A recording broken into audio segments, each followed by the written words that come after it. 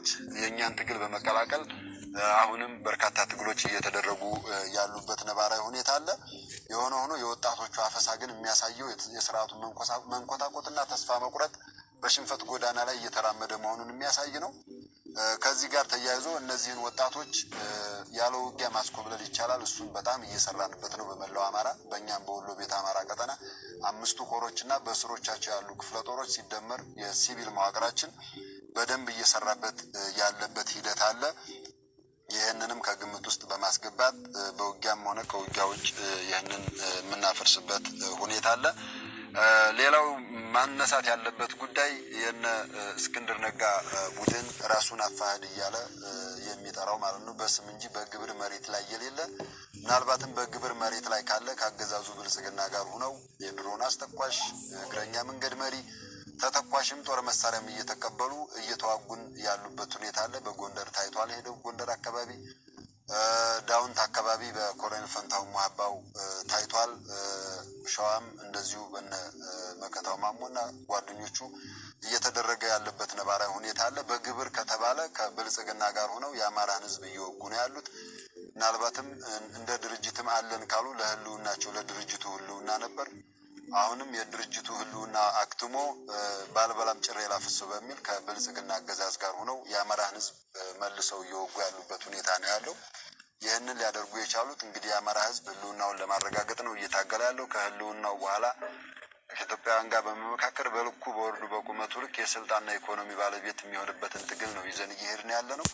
እንደ ህዝባችንን ማንገስ ነው የምንፈልገው። ትላልቆ መሪዎቻችን ሁሌም እየጠቀሱት እንዳለውና በዚህ በአማራ ሕዝብ ሁለንተናዊ መስዋዕትነት ስልጣን ሲያዝ ሲረማመዱበት ሲያዩ ያንን እያዩ ያደጉ አሁንም ስልጣን እናያዝ በሚል በርካታ ጥረት ያደረጉበት ሁኔታ አለ። የሆነ ሆኖ ይሄ ያከተመበት ሁኔታ ስላለ ከ2 ዓመት ትግስት በኋላ ግን ይህንን ቡድን አደረጃጀት እንደኛ እንደ ወሎ ቤት አማራ ሙሉ ለሙሉ ከወሎ ቤት አማራ ቀጠና ያስወጣንበት ያስወገድንበትና ያጸዳንበት ሁኔታ ነው ያለው። በስሩ የነበሩ ሰራዊቶችንም ወደ ተለያዩ አሃዶች በማስገባት በርካታ ስራዎችን የሰራንበት ሁኔታ አለ። ይህን ስራ ስንሰራ በተለይ አንዳንድ ክፍለ ጦሮቻችንን ዞብላምባ ክፍለ ጦርና ሀውጃኖ ክፍለ ጦርን የምስራቅ አማራ ኮር 2 ዞብላምባ ክፍለ ጦርና ከምስራቅ አማራ ኮር 1 ሀውጃኖ ወይም ይርጋበበ ክፍለ ጦርን ስም ማጥፋት ነበረ።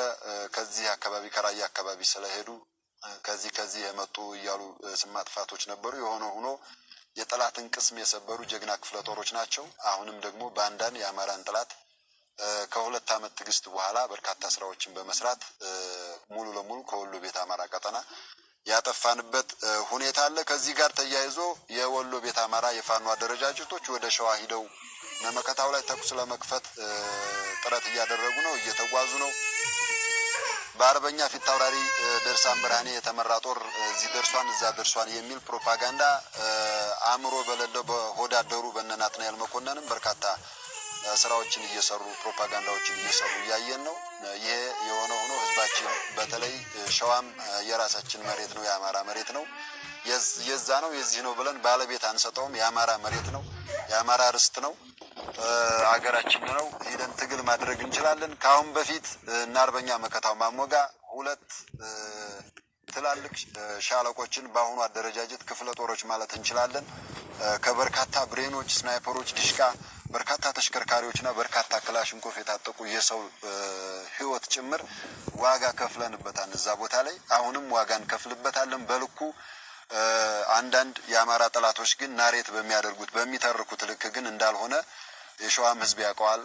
ህዝባችን የከፈልነው ዋጋ የወሎ ልጆች ዋጋ ከፍለዋል። የጎንደር የሸዋ ልጆች የጎጃም ልጆች ዋጋ ከፍለውበታል። በቀድሞ ምስራቅ አማራ ፋኖ አደረጃጀት ማለት ነው። በርካታ ስራዎችን የሰራ አደረጃጀት እንደሆነ ይታወቃል። ምስራቅ አማራ ፋኖ ሸዋም ላይ ብዙ ዋጋዎችን ከፍለናልና እና አርበኛ መከታው ማሞም ከራያ ቆቦ ጀምሮ እስከ ሸዋ አብረናቸው ብዙ ሰርተናል። ብዙ እንዲደራጁ እንድንደራጅ አብረን ታግለናል። የሆነ ሆኖ መስመር ሲስቱ ከአማራ ህዝብ ህልውና ትግል ሲወጡ ቀይ መስመሩን ሲያልፍ ራሱን መከላከያ ሰራዊት እያለ የሚጠራውንና የብልጽግናውን ቡድንም በዚህ ደረጃ ያንኮታኮትንበት ሁኔታ አለ።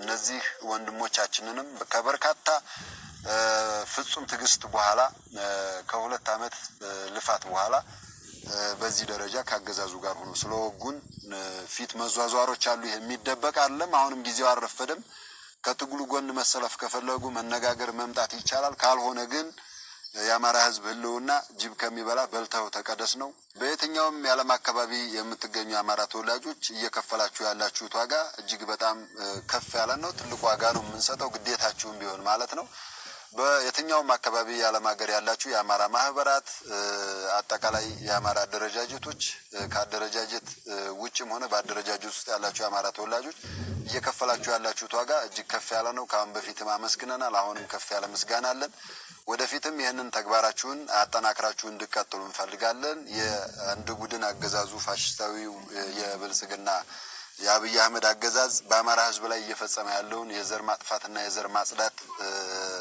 ሁኔታ ለዓለም አቀፉ ማህበረሰብ የማስመዝገቡ ሂደት በጣም ተጠናክሮ የቀጠለበት ሁኔታ አለ አሁንም አጠናክራችሁ ቀጥሉ ሰባዊ ድጋፍ በሚያስፈልግባቸው አካባቢዎች ሰባዊ ድጋፎችን አሁንም በተፈጠረው መሪ ድርጅት አማካኝነት የሚያስፈልጉ አሰራሮችን ካወረድን በኋላ ስለምናደርሳችሁ በዛ መሰረት ስራዎችን እንድትሰሩ የሚል መልእክትም አለን ያ ባይመጣም ዝም ብላችሁ ህዝባችሁን ማየት የለባችሁና በመትችሉት በመታገኙት አጋጣሚ ሁሉ ሐቀኛ የሆነ መስመር ካገኛችሁ አሁንም የተጎዳው ማህበረሰባችሁና ትግላችሁን ከመደገፍ ወደ ኋላ እንዳትሉ ከዚህ ረገድ የአብይ አህመዱን የአንድ ቡድን የብልጽግና ፋሽስታ አገዛዝ በዓለም አቀፍ ደረጃ ከማሽመድመድና ነውሩን ከማጋለጥ አንፃር የለንደን ፋኖች በተለይ የሁሉም ሚና ተመሳሳይ ነው እናውቃለን በተለይ ግን የለንደን ፋኖች ለንደን ግንባር ላይ ያደረጋችሁት ያላችሁ ተጋድሎ እጅግ በጣም ደም የሚያሞቅ ነው ፍጹም ሰላማዊ በሆነ መንገድ ዲሞክራሲያዊ በሆነ መንገድ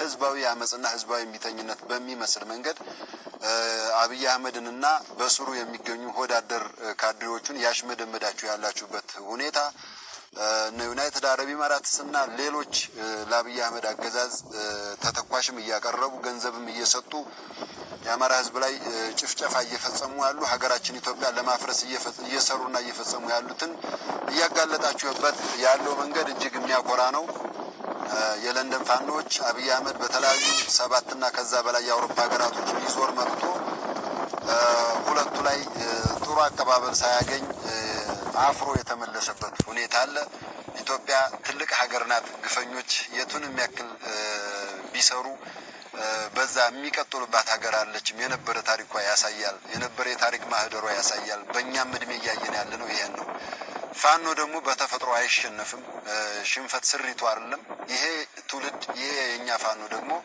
ይሄንን ታሪክ ያስቀጥላል በዚህ እርግጠኞች ነን ከፈጣሪ በታች ሀገሪቱ ፈጣሪዋ ጥሎ አይጥላትም ፈተናዋን የሚያበዛባት ለዛ ነው ድል እንደምናደርግ አንጠራጠርም በዚህ ሂደት ውስጥ ይችን የተቀደሰች ሀገር ለማፍረስ በሁሉም ሃይማኖቶች ሃይማኖት አልባ ብኩን የሆነች ሀገር ለማድረግ እየሰራ ያለውን አማራን ህዝብ ደግሞ ከህልውና ውጭ አድርጎ ብኩን ለማድረግ እየሰራ ያለውን የአብይ አህመድን የብልጽግና ፋሽስታዊ የአንድ ቡድን መንግስት ለማጋለጥ እየሄዳችሁ ያላችሁበት ርቀት እጅግ በጣም የሚያኮራ ነው በመላው አማራ ያላችሁ በመላው ዓለም ያላችሁ የአማራ ተወላጆች አሁንም ይሄንን ድርጊታችሁን ይሄንን ተግባራችሁን አጠናክራችሁ እንድትቀጥሉ የሚል መልእክት ነው ያለን ለንደን ፋኖች አሁንም ጠንክሩ እንወዳችኋለን በአማራ ፋኖ ብሔራዊ ኃይል በወሎ ቀጠና በህዝብ ግንኙነት መምሪያ ኃላፊ አበበ ፈንታው እና በሌሎች አጠቃላይ ባደረጃጀታችን ስም ከፍ ያለ ምስጋና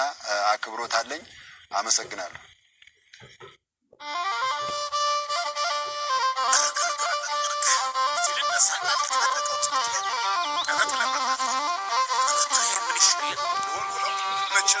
የሀገር ጉዳይ ነው ፋኖ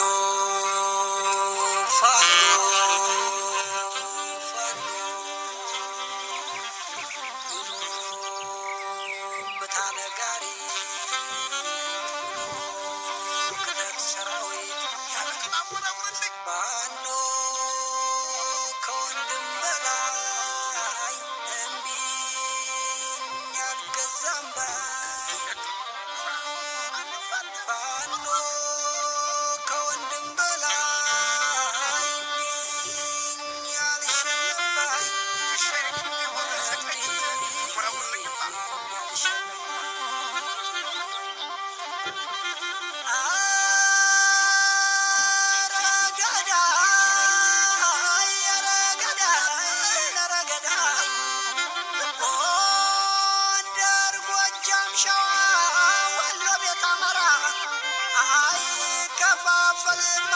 አማራ ሸዋ እየመከተ ወሎ ካሳምነው ጎንደር መሳፍንቱን ጎጃም ካዘመነው አለቀ ደቀቀ ጥላት ተበተነ እንደ አዋራ በሎ እንደ ቁምተነነ አረበለው